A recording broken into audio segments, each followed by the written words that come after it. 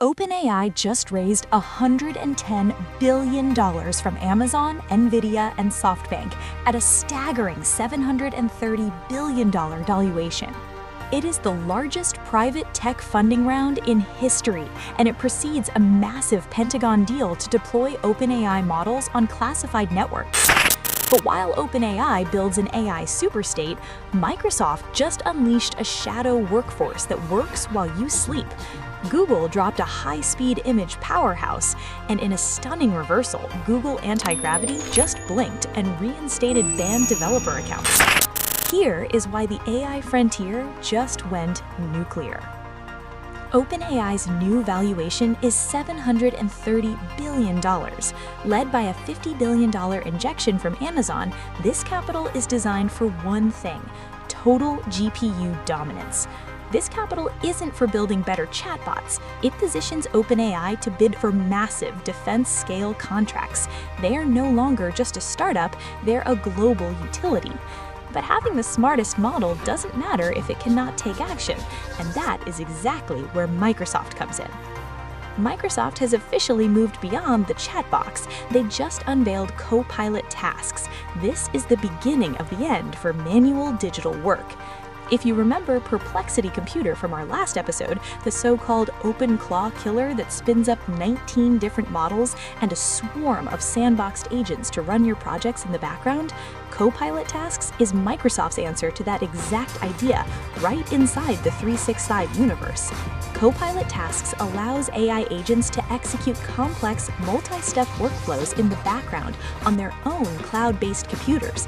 From scheduling to research and billing, these agents act as your shadow workforce. They do the heavy lifting, and they only ask for your permission on the critical steps.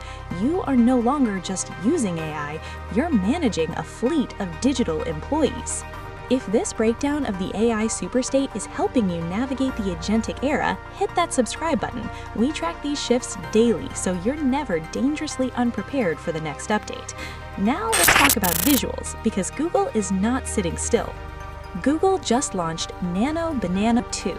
Reviews say this isn't just an update, it's a revolution in how AI understands and creates visuals. Say goodbye to weird hands and illogical scenes.